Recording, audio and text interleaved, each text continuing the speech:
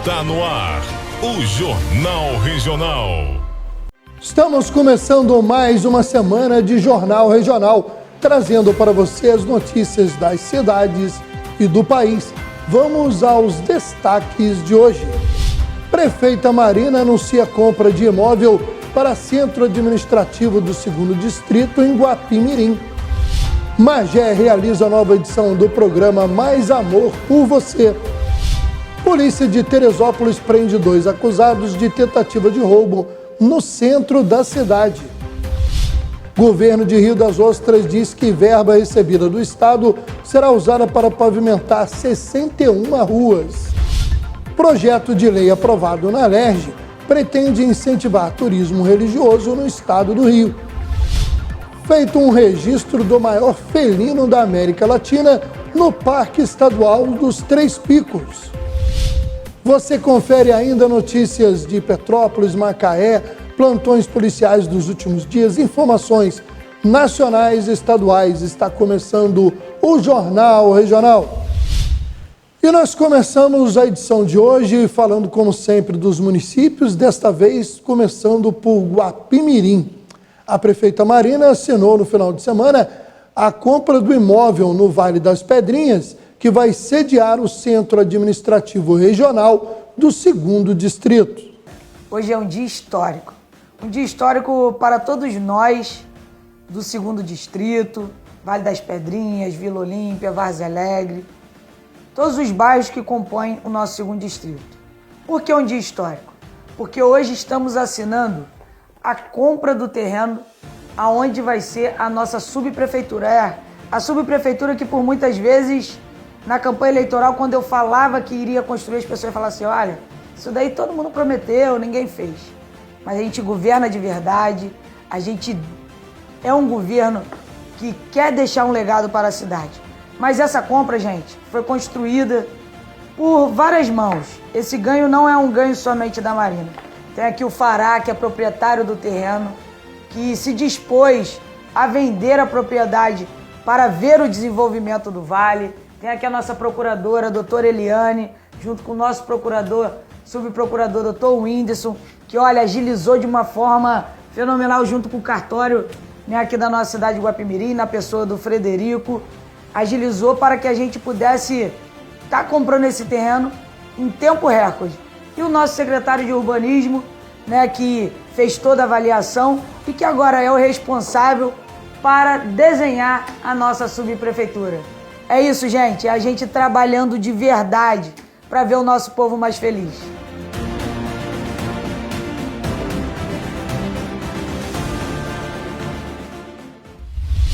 Falando ainda em Guapimirim, a campanha de vacinação contra a gripe continua e nessa segunda etapa está sendo ampliado o público a ser vacinado. Você confere no banner que poderá receber a vacina e é importante procurar aí o posto mais próximo da sua residência para ser imunizado.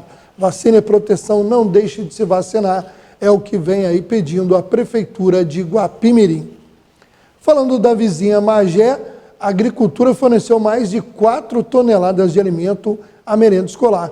Além de um local de pesquisa e apoio aos agricultores locais, o Centro de Propagação de Mudas e Sementes Melhoradas, na Cachoeira Grande, no Rio do Ouro, Distrito Agrícola de Magé, possibilita o consumo de alimentos mais saudáveis e economia aos cofres públicos. Prova disso são as mais de 4 toneladas de alimento, somando cerca de 250 quilos de aipim e 180 de batata doce, que chegaram às escolas da Rede Municipal de Ensino na última semana. De acordo com o diretor de Agricultura, Luiz Gustavo Ramos, a doação de alimentos à merenda escolar é uma parceria regular com a Secretaria de Educação. Ele afirma que os alimentos são fornecidos desde o ano passado, quando entrou a nova gestão municipal, e de acordo com a produção.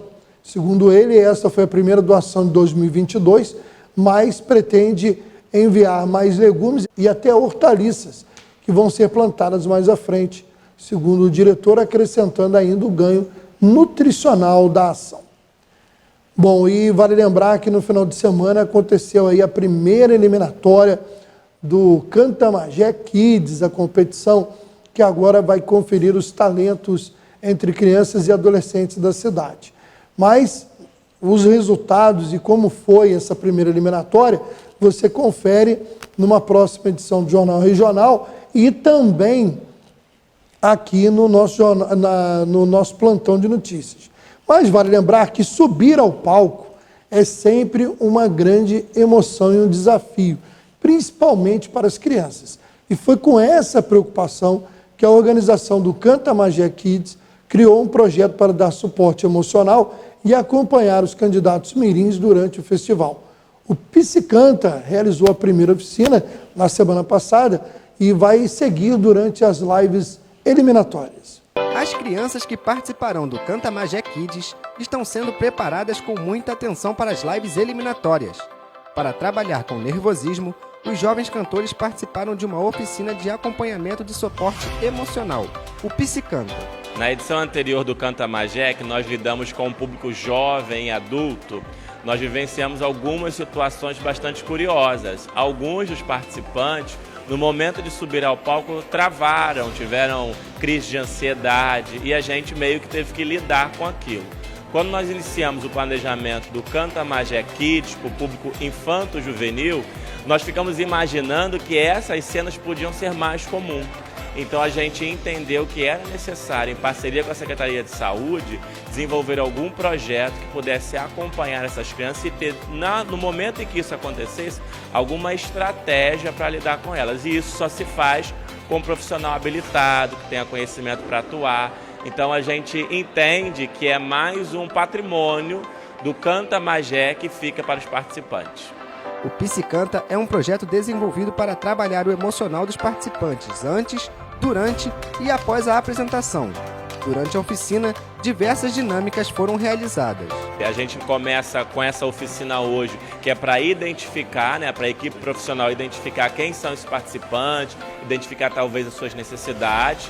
Eles vão estar dando o acompanhamento durante todas as lives e, inclusive, identificando a necessidade de acompanhamento psicológico de alguns participantes para além do projeto, vão estar encaminhando para a rede do município para que esse acompanhamento seja feito. Hoje é o nosso primeiro encontro, estaremos aqui fazendo uma oficina de apresentação, vamos falar sobre o projeto para eles, para os responsáveis que estão aqui presentes. E ao longo desse encontro de hoje, vamos fazer algumas dinâmicas, vamos descontrair, vamos brincar, conversar, justamente para conhecer o perfil de cada participante e a partir disso montaremos as próximas oficinas que acontecerão em todas as lives. Então, nos encontraremos antes, ficaremos durante as lives para qualquer necessidade, estaremos ali para dar todo o suporte e acolhimento de forma humanizada. Estar no palco já cria uma condição de estresse, de ansiedade, gera toda aquela expectativa da apresentação, onde eles se preparam durante um tempo para essa apresentação. E aí a nossa atuação vai ser justamente em oferecer recursos, estratégias para eles lidarem com essas emoções que vão aflorar no decorrer do evento, para que não tenha nenhuma barreira, nenhuma intercorrência, que eles façam uma apresentação maravilhosa. As lives eliminatórias do Canta Magé Kids começam neste sábado, 7 de maio, às 15 horas no Yacht Clube de Mauá. A transmissão será realizada através do YouTube da Prefeitura de Magé.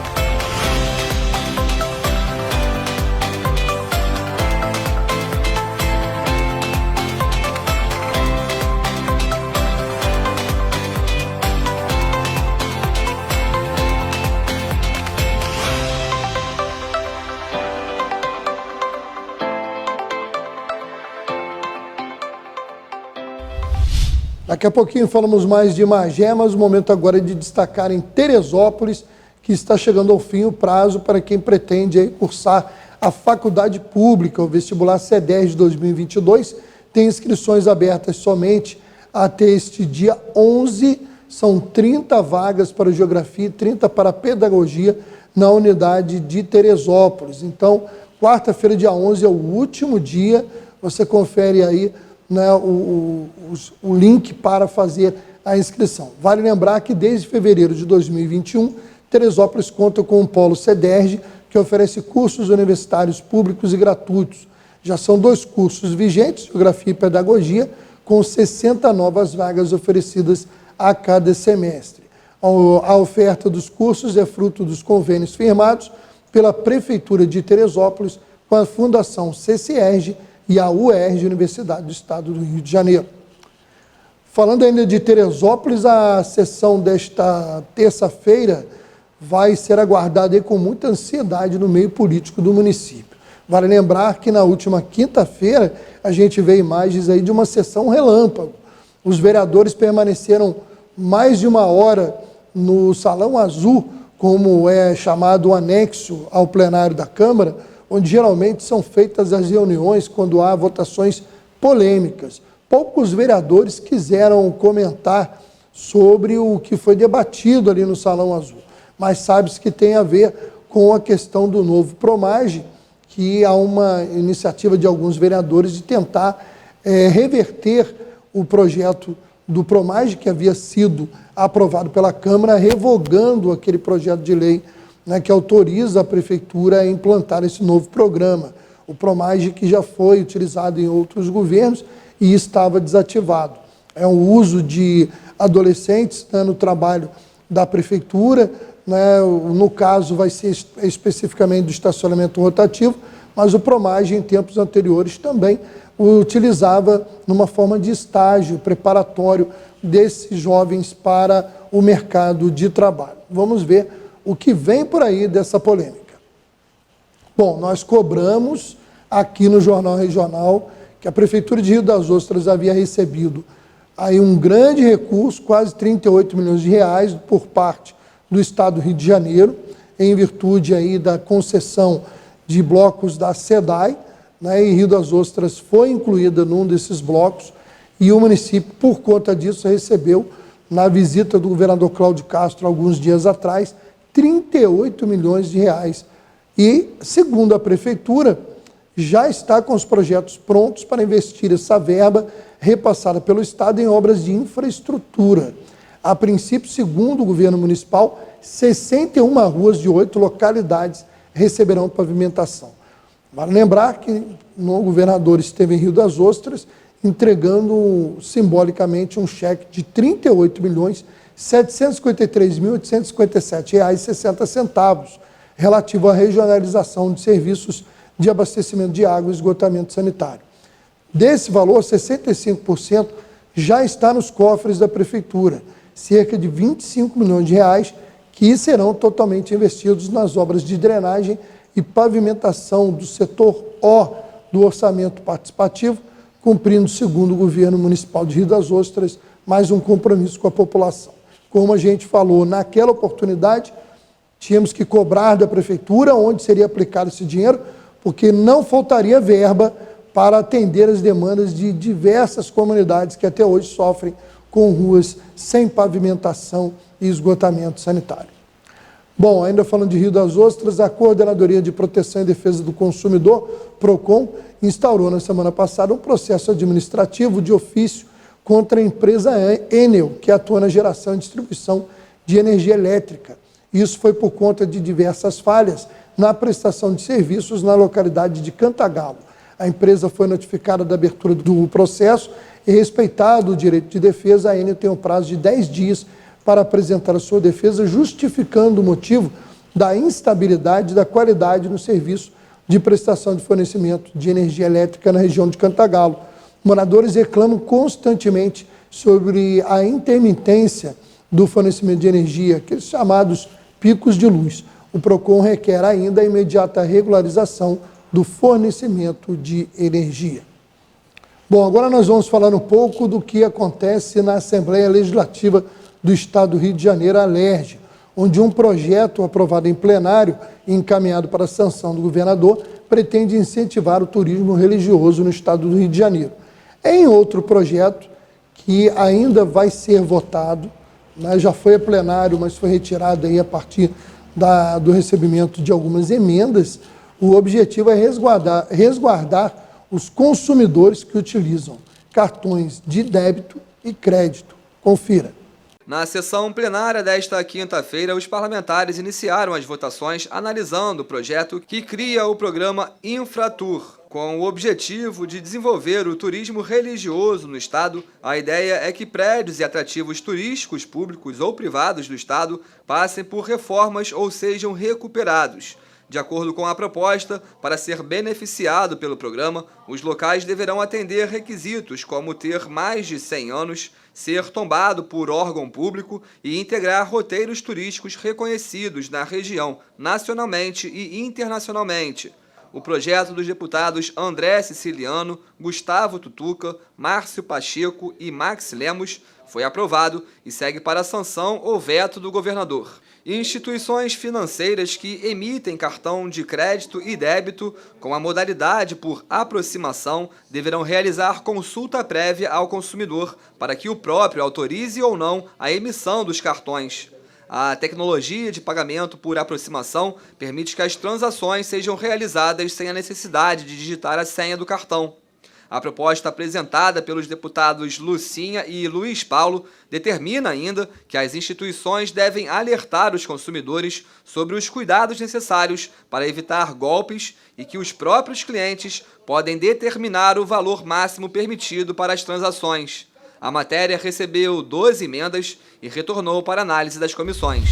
Pelo segundo mês consecutivo, o governo do estado realizou na sexta-feira, dia 6, quinto dia útil, o pagamento do aluguel social para as famílias de Petrópolis que perderam os respectivos imóveis nas fortes chuvas deste ano. Ao todo, no mês de maio, 1.295 famílias receberam R$ 800, entre elas 478 que conseguiram atualizar os dados, foram incluídas e a partir desse mês passaram a ter o benefício garantido.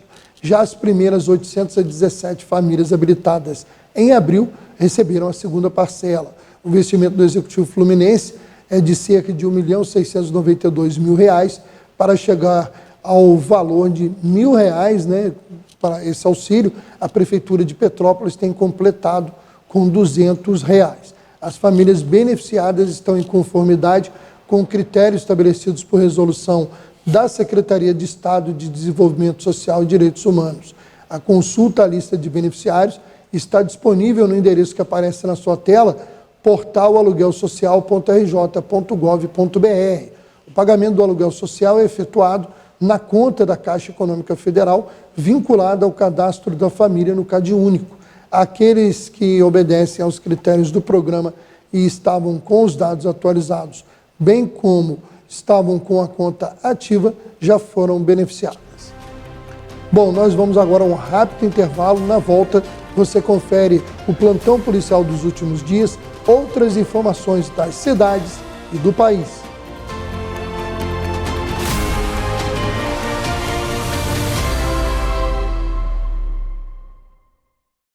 A pátria que acolhe é a pátria que investe mais de 320 milhões na garantia dos direitos de crianças e adolescentes. Desse valor, mais de 102 milhões foram destinados para equipar os conselhos tutelares com novos veículos, computadores, impressoras e muito mais. Um investimento que melhora o trabalho dos profissionais e ajuda a transformar a vida de jovens de todo o país. Governo Federal, Pátria Amada Brasil. Tá com parafuso a menos, não precisa preocupar. Na Casa dos Parafusos você vai encontrar muito mais variedade pra tudo que precisar. Casa dos Parafusos tem quase tudo. Tá esperando o quê? Vem pra Casa dos Parafusos. Avenida Dedo de Deus, 229, Loja 1, Centro de Guapimirim. Telefone 2632-4836. Casa dos Parafusos.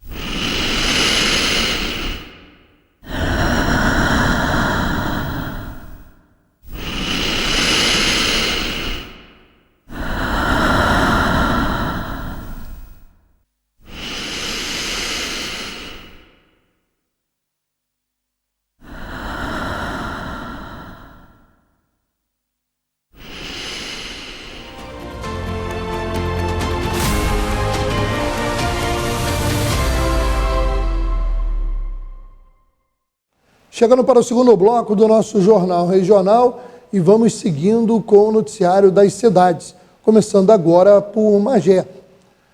A comunidade Parque dos Artistas foi mais uma a receber a ação social Mais Amor por Você.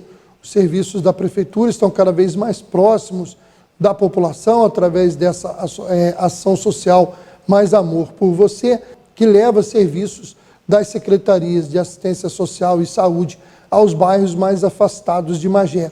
Na sexta-feira, dia 6, foi a vez dos moradores do Parque dos Artistas receberem o projeto itinerante.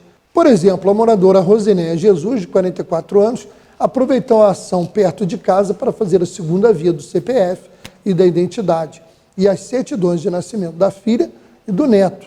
Segundo ela, o que está acontecendo aqui no Parque dos Artistas foi muito bom, porque a vida ficou muito difícil e para tirar a segunda via de documentos está muito caro.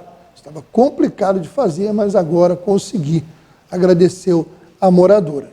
Vale lembrar que na semana passada o Parque Paranhos também havia recebido o projeto. O SESC Rio de Janeiro retomou em abril o formato presencial do projeto CineSesc, através do qual a instituição promove sessões de cinema gratuitas em suas unidades, tendo como foco produções que tiveram pouco destaque no circuito comercial brasileiro. Em maio, o projeto traz a mostra Cores da Diversidade, que se estende até o fim do mês.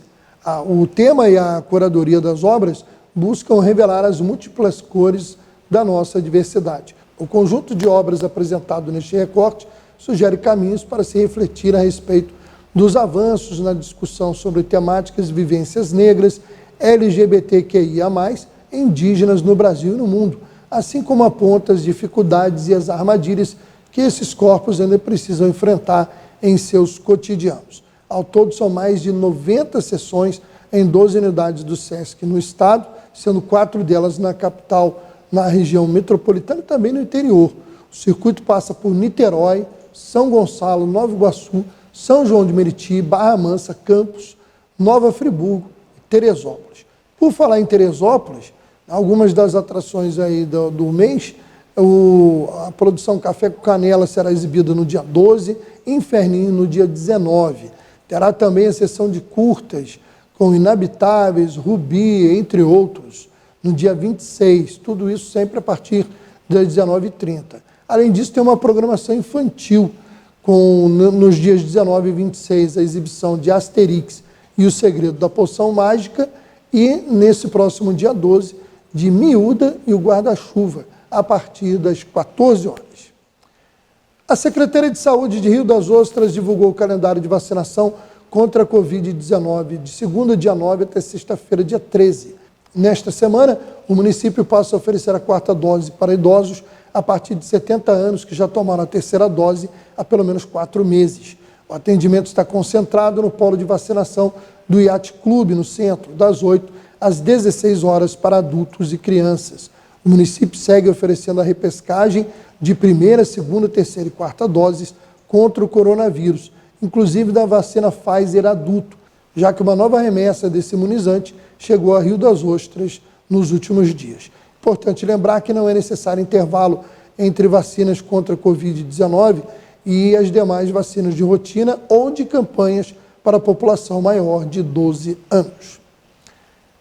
E a primeira edição da campanha Trabalho e Renda em Ação foi iniciada no sábado, dia 7, na sede da Central do Trabalhador de Macaé, com bastante movimento. Os interessados puderam comparecer no sábado na sede que funciona na Avenida Nossa Senhora da Glória, na Praia Campista. Outra novidade é que na segunda quinzena do mês de maio será aberto um polo itinerante da campanha no Shopping Plaza Macaé. E esse posto avançado vai funcionar das 10 às 22 horas. Nós vamos agora para um giro de informações policiais. Eu começo pela área do 30º Batalhão de Polícia Militar. Bom, nós tivemos na semana passada o registro, na verdade, na sexta-feira, pela madrugada, o registro de um homicídio no bairro da Granja Guarani, como nós informamos na última edição. Pois no mesmo dia, mas já na parte da tarde, por volta de 15h30, policiais militares foram chamados até a estrada de Boa Vida, na localidade de Vieira. O efetivo do DPO de Bom Sucesso encontrou morto um homem de 51 anos e prendeu o acusado, um homem de 40 anos. A guarnição foi acionada pelo Corpo de Bombeiros para proceder à estrada de Boa Vida, a fim de verificar ocorrência de homicídio. Confirmou no local que a vítima estaria com sinais de perfuração por faca na altura do peito. Tomou-se então conhecimento de que a vítima, no dia anterior, teria discutido com o acusado por conta de uma conta de energia elétrica que o acusado não teria pago. O acusado foi encontrado, confessou que teria se desentendido com a vítima e que durante uma discussão pegou a faca e desferiu contra o peito da vítima, deixando o local em seguida. A perícia esteve por lá, assim como o Corpo de Bombeiros que removeu o corpo para o IML. O fato foi registrado na 110ª Delegacia de Polícia e o acusado preso por homicídio. Agora vamos falar de uma ocorrência de apreensão de armas no bairro de Agriões. O efetivo do setor Delta foi chamado por uma mulher de 40 anos, que acabou denunciando seu irmão de 46 anos. No local foram apreendidos 3 estojos de munição calibre 38 deflagrados, um carregador de pistola do mesmo calibre, 15 munições calibre 38 intactas, um revólver Taurus calibre 38, uma pistola Flob calibre 6mm e um revólver Rossi também calibre 38. A guarnição recebeu a informação passada pelo efetivo da DPO de Vargem Grande, dando conta de que o solicitante, ao arrumar a casa da sua mãe, teria encontrado uma arma de fogo, que esta seria de seu irmão. Ela apresentou a arma de fogo e autorizou a guarnição a realizar buscas no imóvel. E aí foram encontradas mais 2 armas de fogo, como nós falamos, as munições, um coldre, um carregador de pistola, e tudo isso sendo provavelmente do acusado, e apreendido em ocorrência de entrega voluntária. Diante de todo esse material, o fato foi levado para a 110ª DP, onde as armas e munição, o carregador ficaram apreendidos sobre entrega voluntária de arma de fogo. O acusado foi identificado e relacionado nos autos, porém não foi localizado. E os policiais militares do 30º Batalhão de Teresópolis prenderam 2 acusados de uma tentativa de roubo com apreensão de arma de fogo na madrugada do sábado, dia 7, na Avenida Tenente Luiz Meireles, no centro da cidade. Os policiais do RAIS 12 foram chamados e acabaram prendendo 2 homens, um de 43 anos e um acusado de 36 anos. A vítima, um homem de 25, que estava num trailer de lanches da cidade. Com os acusados foi apreendido um revólver calibre 38 Taurus, uma faca e 10 munições calibre 38. A guarnição foi chamada pelo proprietário do trailer de lanches, que informou que 2 homens chegaram no seu trailer e puxaram uma faca para tentar assaltá-lo. Ele acabou não entregando nada aos suspeitos que fugiram, mas foi chamada a polícia e eles foram encontrados. Com eles, então, localizadas as armas, e aí todo o material foi arrecadado para apreensão na 110ª DP e os acusados presos por tentativa de roubo. Vamos mudando agora de região, vamos para a área do 32º Batalhão, onde a equipe de serviço recebeu uma denúncia de disparo de arma de fogo na Avenida Getúlio Vargas, no município de Macaé. A guarnição procedeu ao local, conferiu que realmente havia acontecido o disparo e, ao abordar o suspeito, encontrou com o mesmo um revólver calibre 38 com munições intactas, 4 munições intactas e uma que havia sido deflagrada. Ele foi levado para a 123ª Delegacia de Polícia e permaneceu preso. Agora nós vamos a uma outra ocorrência, onde foi divulgado o cartaz para tentar ajudar na prisão de um elemento acusado de matar um comerciante em Araruama. Confira. O Portal dos Procurados do Rio de Janeiro divulgou cartaz para ajudar nas investigações da 118ª Delegacia de Polícia de Araruama, que está atrás de Lucas Toledo Nascimento, de 25 anos, considerado foragido da Justiça.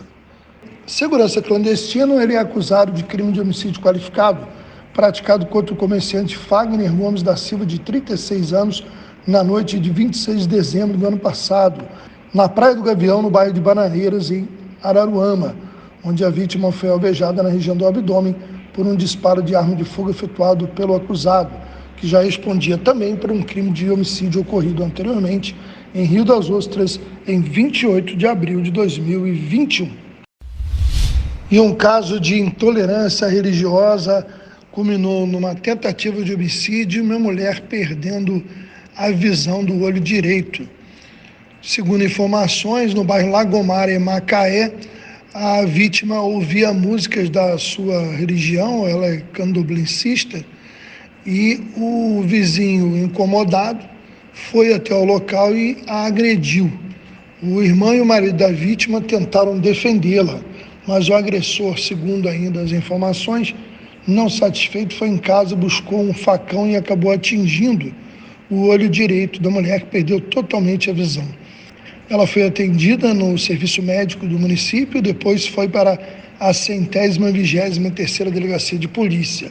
O caso foi registrado como tentativa de homicídio e intolerância religiosa. Até o fechamento dessa edição ainda não haviam sido identificados um mototaxista e um passageiro que faleceram após passarem um buraco causado por um vazamento de água, perderam o controle do veículo e baterem uma árvore na rodovia Amaral Peixoto, RJ 106, na altura da Barra, no município de Macaé. A cratera de responsabilidade da SEDAI não estava sinalizada. A colisão aconteceu no sentido norte da cidade. E desde o último sábado, o preço dos combustíveis tem que ser exibido nos postos de combustível e bombas com 2 casas decimais e não 3, como era antes. A meta é dar transparência ao valor pago pelos consumidores. Hoje, quando vamos ao posto de combustível, vemos os preços exibidos com 3 casas decimais, aqueles 3 números depois da vírgula no valor. Para esse motorista, isso provoca confusão. Aquele número no final era sempre confundir a gente, né? Era 7,49,9, por que já não colocava 7,50, né? Mas a maneira como o preço da gasolina, etanol, diesel é exposto nos postos vai mudar. A partir desse sábado, o preço dos combustíveis deverá ser exibido com 2 dígitos, tanto no painel de preços quanto nas bombas, para que o consumidor tenha noção exata do que está pagando. Além de deixar o preço do combustível claro para quem vai abastecer o veículo, a nova norma também tem como objetivo alinhar esses valores à expressão numérica da moeda brasileira. Isso vai servir para que sabermos nós qual é o valor real que estamos pagando no preço do combustível, né? Que esse novinho a mais aí no final, ou um zerinho a mais, às vezes te induz a pensar que o preço ao qual está sendo oferecido é menor. Mas, na verdade, o preço tem alguns centavos a mais e, às vezes, você se perde nisso. As bombas de combustível vão poder continuar exibindo as 3 casas decimais, desde que o último seja 0 e fique travado no momento do abastecimento. Por que isso?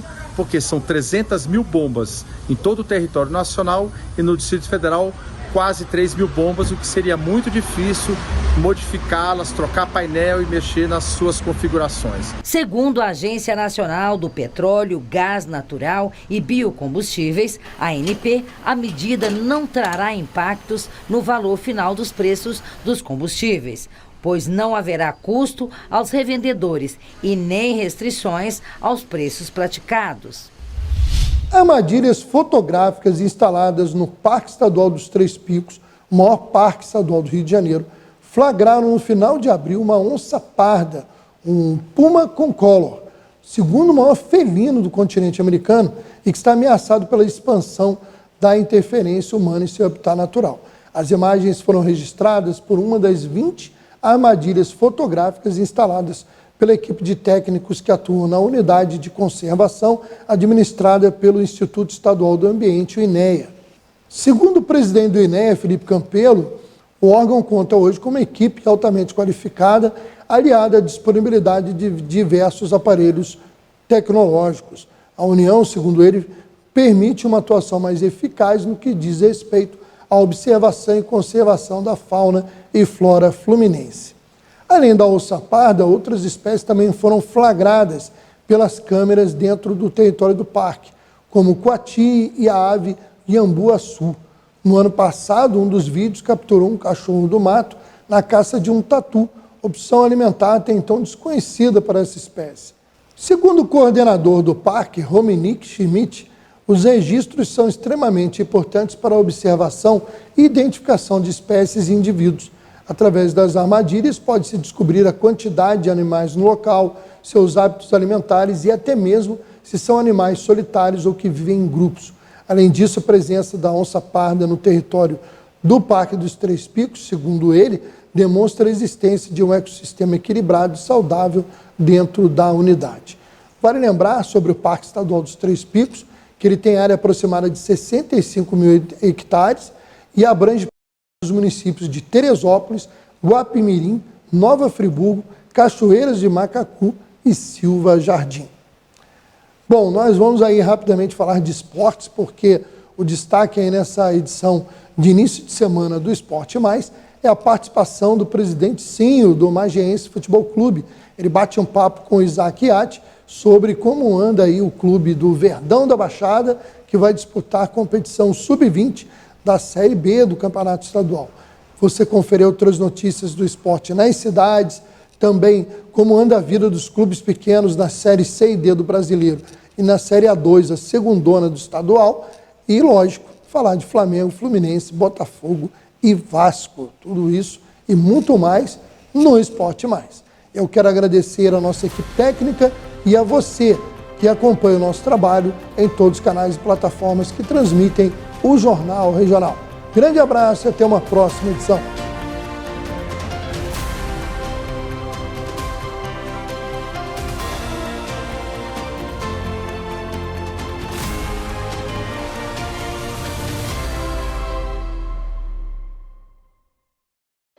A pátria que acolhe é a pátria que investe mais de 320 milhões na garantia dos direitos de crianças e adolescentes. Desse valor, mais de 102 milhões foram destinados para equipar os conselhos tutelares com novos veículos, computadores, impressoras e muito mais. Um investimento que melhora o trabalho dos profissionais e ajuda a transformar a vida de jovens de todo o país. Governo Federal, Pátria Amada Brasil. Tá com parafuso a menos, não precisa preocupar. Na Casa dos Parafusos você vai encontrar muito mais variedade pra tudo que precisar. Casa dos Parafusos tem quase tudo. Tá esperando o quê? Vem pra Casa dos Parafusos. Avenida Dedo de Deus, 229, Loja 1, Centro de Guapimirim. Telefone 2632-4836. Casa dos Parafusos.